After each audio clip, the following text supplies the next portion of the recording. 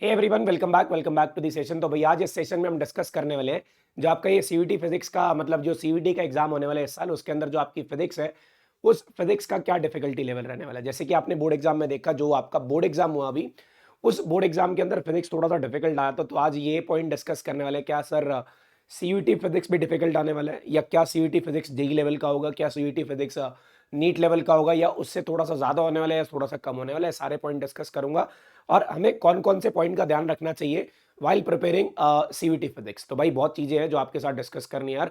एक बार इस वीडियो को फटाफट से लाइक कर देना अगर आपको ये चीजें पसंद आ रही हो। तो मैं आपको बता रहा हूँ, देखो यार, मैं आपको बताऊँ सीयूटी फिजिक्स का डिफिकल्टी लेवल चेक करने के लिए मैंने अपना क्या करा। मैं अभी लास्ट 2 दिन से पेपर को एनालाइज कर रहा था, जो लास्ट ईयर में पेपर है उनको एनालाइज कर रहा था, उनके अंदर देख रहा था कौन कौन सी चीजें आई हुई हैं और कौन कौन से क्वेश्चन का जो लेवल है वो किस लेवल का है। तो मेरी एनालिसिस के अकॉर्डिंग पहले तो यार आपको जो हमारा कवर रिड्यूस सिलेबस, जो आपका सीबीएसई ने सिलेबस को रिड्यूस करा था, वो सारा रिड्यूस सिलेबस आपको करना पड़ेगा। जैसे कि अगर मैं बोलता हूं तो करंट इलेक्ट्रिसिटी में कलर कोडिंग है, और जो हमारा करंट इलेक्ट्रिसिटी के अंदर व्हीटस्टोन ब्रिज है, व्हीटस्टोन ब्रिज सॉरी हमारा सिलेबस में था मीटर ब्रिज और पोटेंशियोमीटर, इसको कवर करना पड़ेगा। और फिर उसके बाद बात करता हूँ भी हमारे पास नेक्स्ट चैप्टर की बात करता हूँ, कोई भी चैप्टर ऐसा है जैसे मैग्नेटिक ईएमआई की बात कर लेता हूँ, चाहे एसी की बात कर लेता हूँ, जिसके अंदर से जो भी रिड्यूस था वो रिड्यूस सिलेबस आपको करना पड़ा था। न्यूक्लियर के अंदर से रेडियो एक्टिविटी डिलीटेड थी, वो आपको करना पड़ेगा। और फिर उसके बाद कोई भी चैप्टर से अगर कुछ भी रिड्यूस था जो आपके सिलेबस से रिड्यूस था और एनसीईआरटी के अंदर दिया हुआ है, तो वो सिलेबस आपको कवर करना पड़ेगा। अगर आप रिड्यूस सिलेबस कवर करोगे तभी जाके आपके सारे क्वेश्चन अटेम्प्ट होंगे, क्योंकि मैंने देखा लास्ट ईयर के अंदर रिड्यूस्ड सिलेबस से भी टॉपिक आए हुए थे। तो कवर द रिड्यूस सिलेबस। और इसके बाद बात करता हूं एनसीईआरटी बेस्ड पेपर का जो लेवल होने वाला है, जो पेपर का लेवल होने वाला है वो कैसा होने वाला है, एनसीईआरटी बेस्ड। अब मैं आपको बताऊं, जो हमने क्वेश्चन सीबीएसई के लिए प्रैक्टिस करे थे जब हमारा सीबीएसई एग्जाम था, आपके एमसीक्यू उसी लेवल के होंगे। मतलब टोटली एनसीईआरटी बेस्ड क्वेश्चंस होंगे।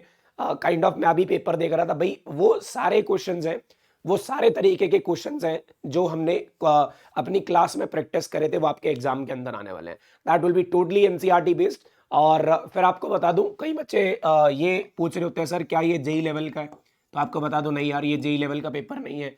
क्या ये नीट लेवल का है? देखो नीट लेवल के अंदर कुछ क्वेश्चंस मैं ये बोल सकता हूँ 50-50 जो है वो नीट लेवल का है, 50% नहीं होगा, क्योंकि काइंड ऑफ नीट के अंदर क्वेश्चंस का लेवल थोड़ा सा कम होता है, लेकिन वहां पे कम टाइम में क्वेश्चंस अटेम्प्ट करने होते हैं। आपको कुछ क्वेश्चंस नीट लेवल के मिलेंगे, लेकिन कुछ क्वेश्चन आपको टोटली एनसीईआरटी बेस्ड मिलेंगे।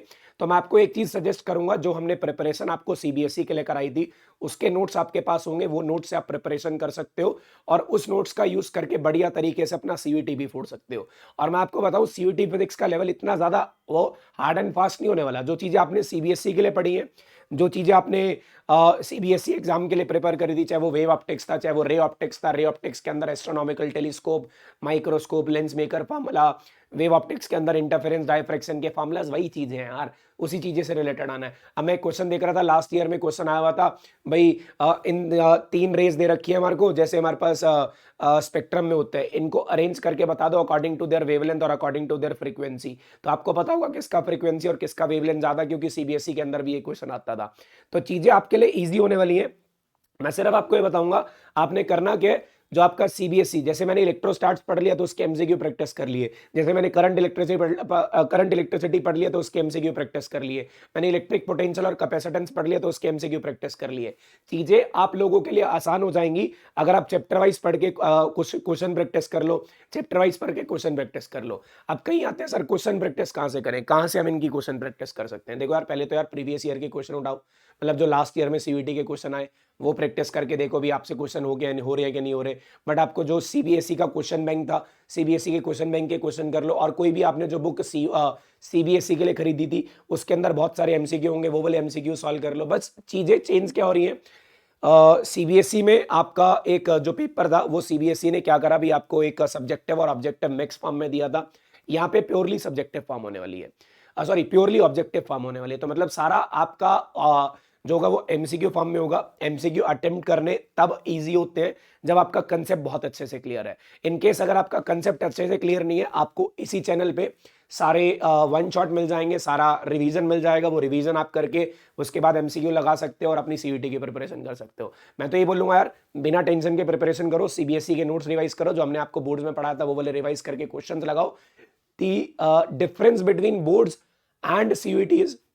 यहाँ पे क्वेश्चंस एमसीक्यू फॉर्म में होंगे, आपको क्वेश्चन की प्रैक्टिस और कंसेप्चुअल अंडरस्टैंडिंग ज्यादा रिक्वायर्ड होगी, तभी आप क्वेश्चन अटेम्प्ट कर पाओगे, अदरवाइज नहीं कर पाओगे। लेवल जेई लेवल का नहीं होगा, 50-50 नीट लेवल का होगा, उससे थोड़े से इजी क्वेश्चंस भी होंगे और आपको एनसीईआरटी बेस्ड क्वेश्चन मिलने वाले हैं और आपको रिड्यूस सिलेबस कवर करना पड़ेगा। मैं सीधी सी एक बात बताऊंगा, तो डिफिकल्टी लेवल कुछ ज्यादा नहीं होने वाला, मॉडरेट रहने वाला है। मैं आपको बताऊंगा मॉडरेट लेवल का पेपर होने वाला है, तो आपको कुछ ज्यादा टेंशन लेने की जरूरत नहीं है, बस अपनी प्रिपरेशन करनी है बढ़िया तरीके से। तो all the very best for your exam, बढ़िया से प्रिपरेशन करते रहो, सीयूईटी फोड़ के आना और हम आपकी पूरी पूरी हेल्प करेंगे सीयूईटी फोड़ने में। Thank you so much.